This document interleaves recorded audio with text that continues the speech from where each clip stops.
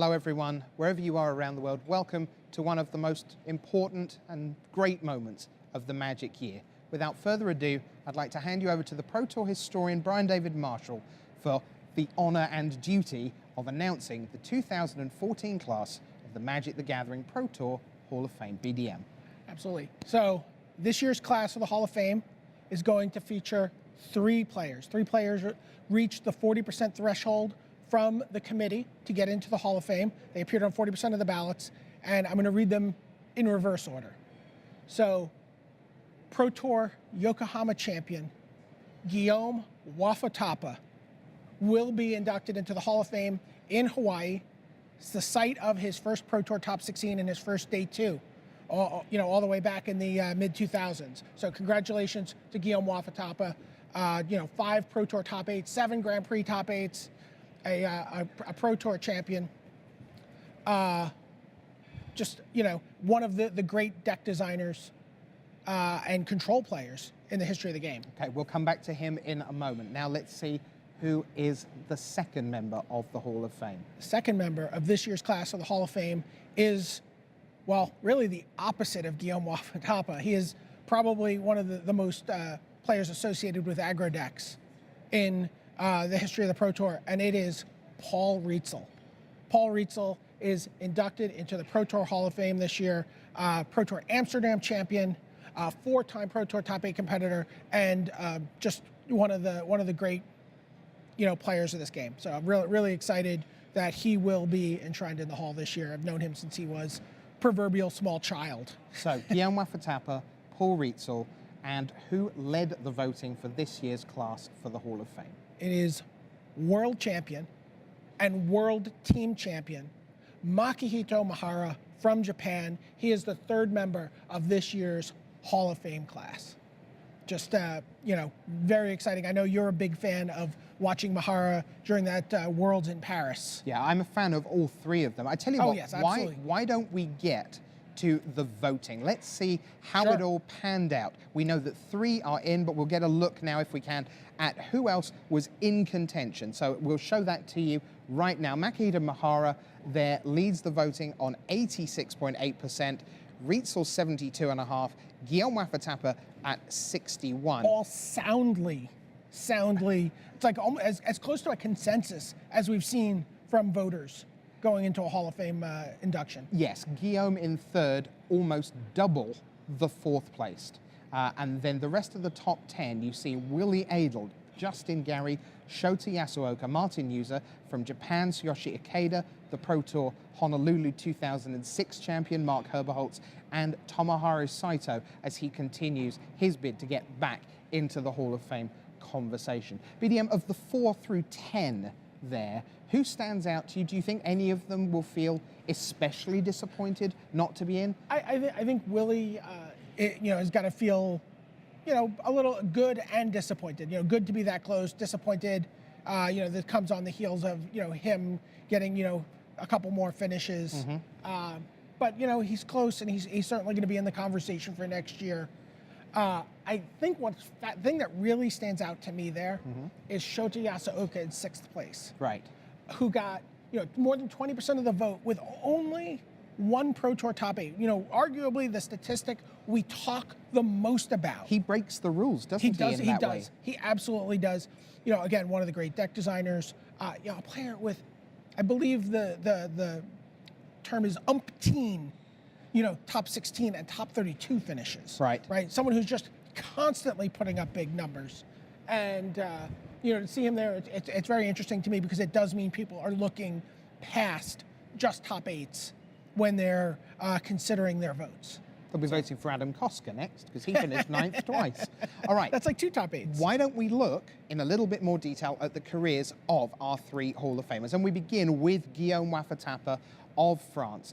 It is so hard, BDM, not just with the numbers there, but it is so hard to be considered one of the true greats at a thing. Right. And for Guillaume Wafatapa, I believe it was the last Pro Tour I uttered the words patron saint of control. I believe I used that same term in my, I did an interview with these 3 guys that should be live on Daily MTG right now. We had a placeholder article until we made this announcement. but I use the same exact term. Right. What an achievement, and one of the, if you do like watching Control Magic, you just cannot go wrong with Guillaume Wafatapa. And if you know, one of the things that's so funny about Guillaume is how much he needs his cards to be important. This is what he said in an interview. Like, you know, when he's built his deck building philosophy, as that each card needs to stand on its own as something worthy of inclusion in a deck. Right, you know, he's not always worried just about synergy. He's worried about, you know, the cards have to be good. And what I find that funny, because he also wants the cards to be like really pretty, right? He wants to be foil, and this was just a great.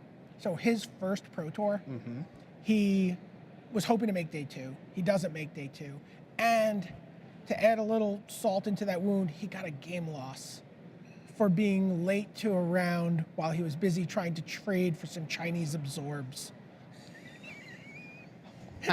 That's not the correct play, by the way. It's not, but it's, you know, you could see the seed. It wasn't foil absorbs. You could see the seeds of Guillaume's, like, you know, fastidiousness with his decks. Yeah. A phenomenal career, we say tremendous control player, and a super tough opponent. Could easily have more than 5 Pro Tour top 8s. He came very close at this last Pro Tour. Journey into Nix. He had, I think it was 3 rounds in a row of win and ins. Yes. And still though, nearly 68% Premier Play standard match win rate. And standard is where we're heading next with Guillaume Wafatapa. Yeah, have you ever looked at the card Mystical Teachings and not thought of Guillaume Wafatapa? Never. No. No. Even before I knew he was playing it. Guillaume Wafatapa, just a fantastic addition to the hall. As is this next man, we go to the United States next, and we look at the career of Paul Rietzl. Yeah, Paul is really the product of tough love. So Paul was a teenager playing in Boston, and his local tournament scene was, you know, Justin Gary, Rob Doherty, Dave Humphreys, Darwin Castle, William Jensen, you know, just, you know, Hall of Famers and Hall of Fame eligible players, you know, plus, you know, competing on the whole Northeast. It was just an incredible, you know, where you have, you know, the Finkels and the O'Mahony Schwartzes, you know, it's just this incredibly tough gauntlet. And, you know, he really came into it as a young kid. He was, you know, he was known as Little Darwin. You know, he was like Darwin's protege early on in his career. And, always, you know, thought, you know, wow, this guy's going to be, you know, a really great player. And then, you know, over the last, you know, latter half of this decade has really put together the numbers for Pro Tour top 8s on that championship in Amsterdam. But that's not what you think of. You don't think of him winning Pro Tour Amsterdam when you think of Paul. You think about him playing in 2 top 8s at the same time at Pro Tour Paris. And Grand Prix Paris. And Grand Prix Paris. Yes, one of the truly astonishing weekends of any career. And look at that last number. Yes, 2 out of 3 against the Hall of Famers. And by the way, that doesn't include all the store drafts he did back in the day against. That is at this I would say this level. number is improved from what that number was. One would imagine. Yeah, but this is at Grand Prix and Pro Tours. No one, apart from Shahar Shenhar right now, has a better record against the Hall of Fame, of which now everyone will have to measure their results against Paul Rietzl moving forward. Finally, the number 1 on the ballot by a margin, 86, 88%. What a great picture. Here is, yes, that's the happiest I've seen him in a long while. It's Makihito Mahara, the 32-year-old from Japan, the 2006 world champion. Yeah, you know, we'll never forget that. You know, a lot of times you'll see a player playing a game of Magic make a mistake. And we've seen there is no Magic player you can watch long enough and not see them do that. And a lot of times, even the best players will make a mistake and get so caught up in that mistake that they can't right their ship. And when we saw Mahara do that, and keep in mind, by the way, that his world championship is his first Pro Tour top 8. It's the first time he's playing on Sunday. He's only been playing on the Pro Tour 3 years at that time. He, you know, he's like, uh-oh, did I do the math wrong? How do I figure my way out of this? And calmed down, stayed focused, you know, and managed to pull out, become the world champion. And then I know you have a lot of awe for his game, to win for Team Japan in 2011 at the World Championships. Yeah, absolutely. And also both Mihara and Ritzel, they are both similar in that I think their numbers would have been hugely better had they had the time to just be Magic players. That is both of worth these guys, noting, yes. they are both super wedded to their jobs. And Mihara, you see him and he's like, yeah, haven't seen the set yet, haven't played this, haven't played a GP in 3 months, because he goes right back to Japan to his job, which he's super committed to. But anytime he turns up, you think, don't want to play him, and so many people have fallen at his hands.